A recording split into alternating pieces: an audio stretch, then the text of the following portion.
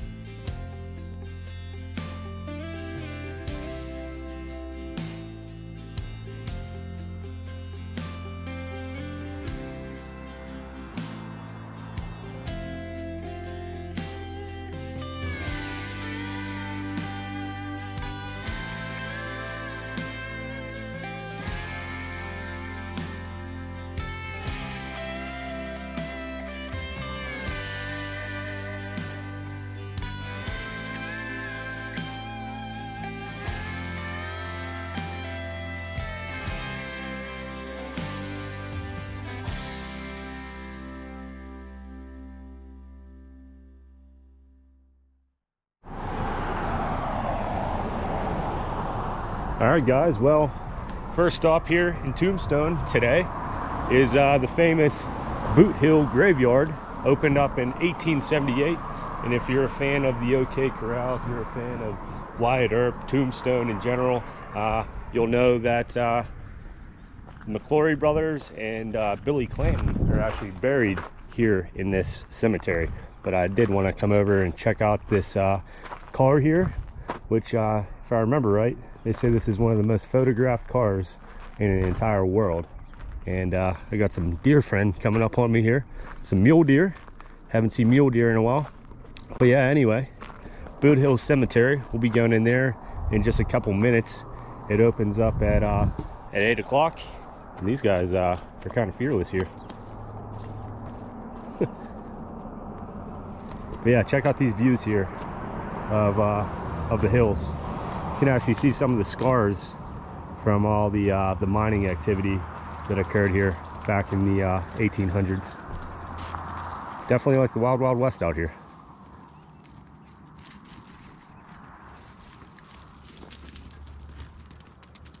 Well, we've made it to Boothill Cemetery. We're actually the first people here today on this Sunday morning. As you can see, some really old tombstones here, if you want to call them that. They're all made of wood. Jim Riley, 1881, murdered. We got an unknown, and just tons of history here. Sam actually has a fun fact for you guys about you might wonder why all these graves have rocks covering them. So I read something that they put the rocks on top so the animals wouldn't like dig up all the remains. Don't know if it's true, but that's what they claim. So there you have it. Makes sense. You don't want to bury somebody and then a javelina come and dig them up.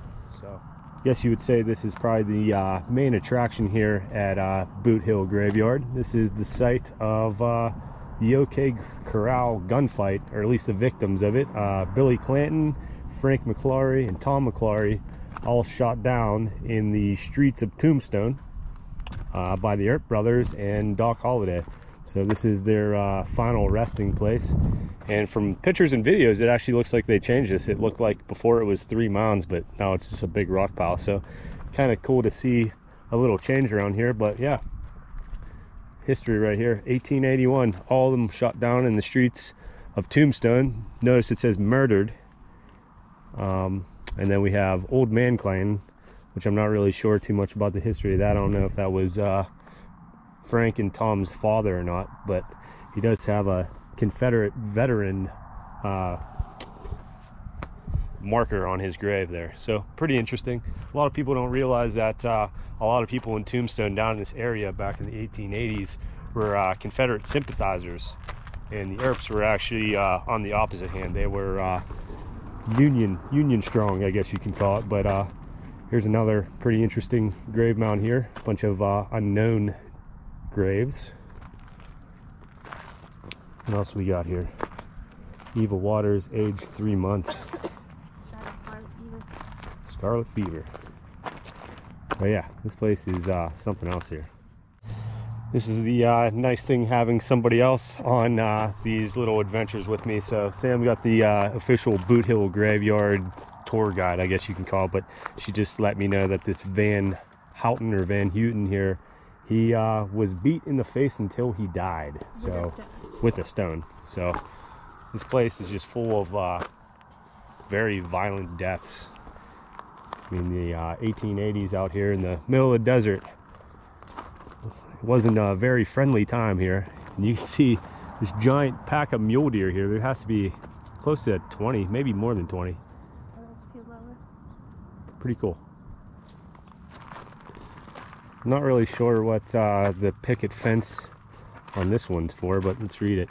In memory of Frank Bowles, born August 5th, 1828, died August 26, 1880. So, as you bypass by, remember that as you are, so on. Once was I, and as I am, you soon will be. Remember me. Kind of a tongue twister. Here's one of the more interesting tombstones here. Rook was shot by a Chinaman. See what else we can find here at Boothill Graveyard.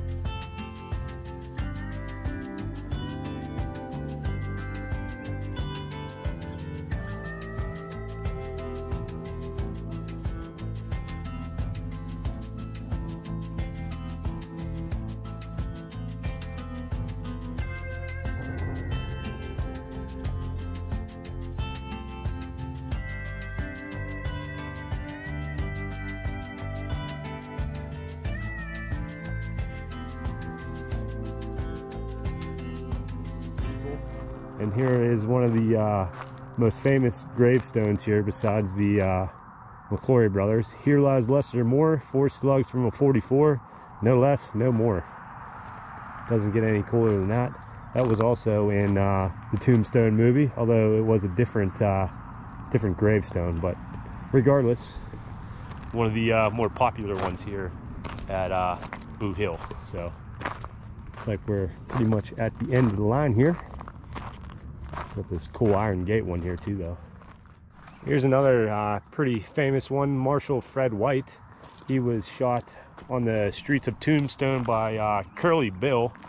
If you remember the movie Tombstone, Curly Bill, I think he was on some like opium or something in one of the Chinese, whatever you want to call it, opium houses or whatever, and he got all messed up on that. Fred tried to calm him down, and Curly Bill shot him down in the street. And if you really think about it, it was kind of the whole start of escalation in Tombstone with the Earp brothers and everything else. So Fred kind of kick-started everything that that happened here in Tombstone. Alrighty, what an awesome little stop here. John Heath taken from county jail and lynched by the Bisbee mob in Tombstone. And Bisbee's another small town just south of Tombstone, in case you aren't familiar with the areas out here.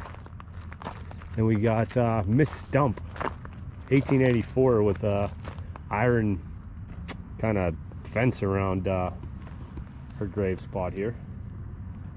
Miss Stump here died in 1884, and she was giving birth, I guess, and was killed by, what did you say, chloroform? An overdose of chloroform. Overdose of chloroform. So I don't know if they gave it as like a pain reducer or what, but now she has one of the nicest grave sites here in Boothill, if you ask me. So yeah, looking around here, there aren't too many natural causes. A lot of unknown graves. It almost feels like there's more unknown people here than named graves, but everything from smallpox to getting shot to chloroform overdoses to drug overdoses and everything in between. And that's where this graveyard actually gets its name from, Boothill. There are various different Boothill graveyards all throughout the West, but they get their name from most of these people. When they died, they still had their boots on, and sadly were brought up here and laid to rest for the rest of eternity. So you can see just how many unknown grave sites there are here. It's pretty remarkable. Here is the gravesite of Miss Alam, China Mary as she was known in Tombstone.